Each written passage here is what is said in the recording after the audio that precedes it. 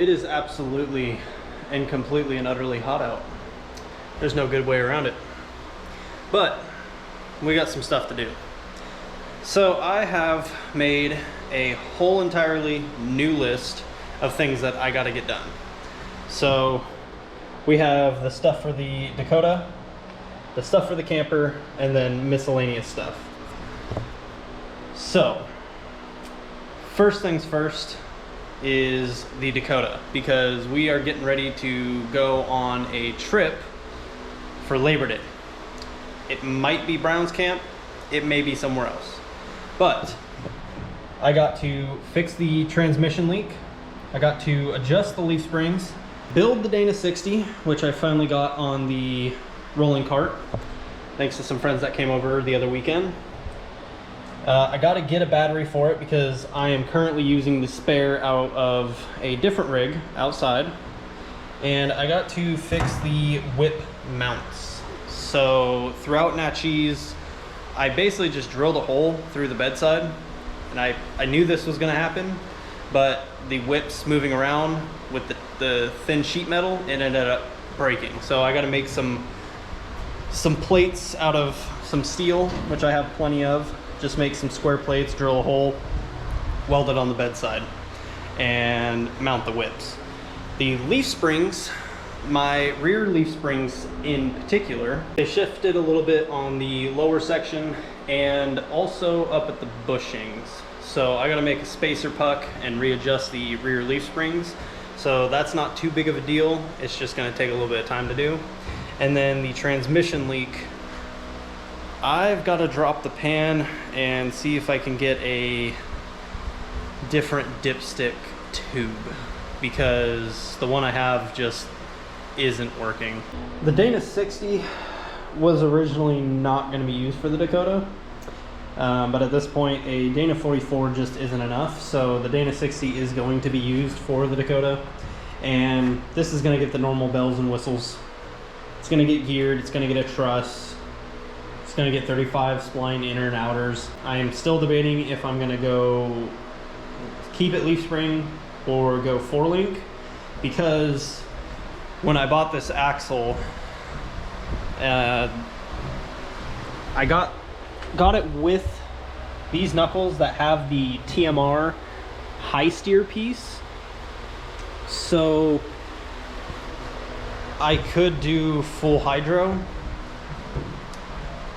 with a truss and make it ride a little bit more comfortably. So kind of thinking I want to link the front end.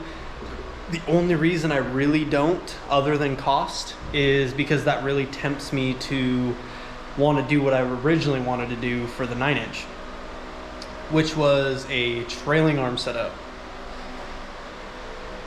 So I gotta actually sit here and figure out what I want to do and how much money I want to spend. But on the Dakota, that's pretty much all I have, at least for now, other than having to build a cage, which that is something that is going to probably happen around the same time that I end up putting the Dana 60 in the front. Next up is the camper. So for the Flex Seal, I've got to seal the bottom of the camper because I never got a chance to actually put any of the Flex Seal on the bottom. It's not a dire need thing, but it's something I do need to do. And then cabinets and countertops. So I think I've shown these before, but I have one cabinet that I have cut down and modified some, but I decided not to use this one, at least for now. And I used the other one for the fact being that it was easier to cut down and use in the camper on the side that I wanted it. So this is the other cabinet that I cut down. I cut the top down, I cut the bottom off, and I trimmed the back. I used some of the excess flooring for kind of a backboard, and yes, this will get a countertop, but this one was just much easier to modify. We are going to be painting this a little bit different, so I haven't finalized anything yet, and we are going to do some sort of trays or drawers or something inside of here to be able to separate everything. and then I'll go ahead and mount it, because right now it is not mounted. But I made sure to use this countertop on this side just for the size and everything, for a good counter space, and then we can do things to hang off the side here for excess pieces. The other cabinet is probably going to be used for this side, maybe. I haven't fully figured it out yet. I'm also thinking about building my own piece that comes out from this part over and up, so it's one full cabinet that wraps around shallow here for spices and other things to get added on. But this will get figured out as I go through. Another big project on the list, which is going to kind of take a little bit of time, it's going to be built over a longer period of time because I'm not in a super rush to get it done, but I do want to get it started, is my dad's old LT 250R. So I have the frame and majority of the parts that are powder coated from 10, 15 plus years ago. It could have been longer than that. And then I have a surplus of parts, including the motor, multiple axles, shocks, extra steering stems, brake lines, extra control arms, just everything I would need. So this is going to end up getting built back here on the mat, for the fact being that I don't want to have a reoccurrence instant of the camper where everything was blocked or anything is in the way. So I'm gonna plan this one out a little bit different. So this is another project that will be getting worked on slowly. It's gonna be started here hopefully shortly. Some of the final stuff that I need to do is just some, I should say, normal maintenance on some of the quads. Some of the quads needs clutch cables, and my 450 needs carrier bearings and wheels. And then I just have some other miscellaneous things. I ended up getting a pit bike as well. I'm not sure if I'm gonna try to get it running or not. I don't know what I'm gonna do with it. It's gonna sit in the back for now. And then the other vehicles, my daily drivers, I just have to fix a few things. At some point, my Toyota pickup that I have is going to get kind of a full makeover. And when I say a makeover, it's gonna get some creature comforts, and it's gonna get a little bit of love for the cab. I do have a cab corner sitting back here that needs to be installed. And I have a guy to do it. I just need to bring it over to him to have him do it, because my truck has a little bit of... Who put that there? Anyways, my Toyota has a little bit of cancer in the cab corner on the driver's side from scuba gear being set behind the seat over the years. That's something that will be done when the money and time is available. And then my Ram, the AC doesn't work. I gotta get the AC fixed. Like I said, it is absolutely hot.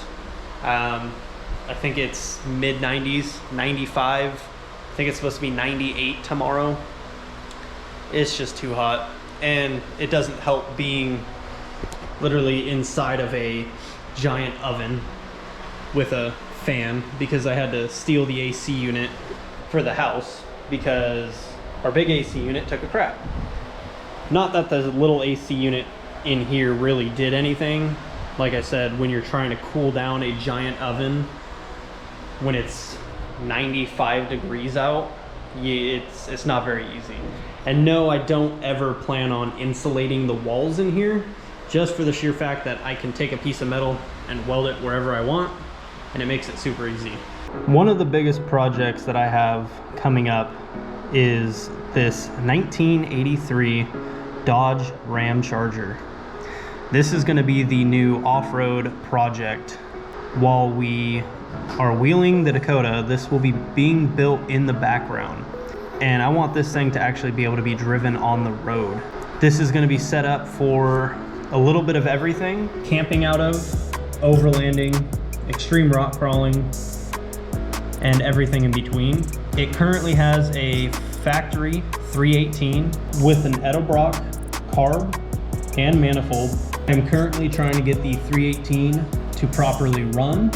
This will not be the final motor that stays in the Ramcharger. I will be upgrading to something different, but for the time being, I will be adding a Holley Performance Sniper fuel injection kit and upgrading some of the ignition parts as well to make it a much better running 318, like the more modern EFI setup like my 92 Dodge Dakota has. I'll go more in depth on the entire build process once we get it running and pull it over in front of the workshop and start working on it. But I hope you guys are just as excited about this build as I am, because this is going to be a massive project and the first real build series on this channel. I've been working on the Ramcharger a little bit here and there and trying to figure out why it won't start.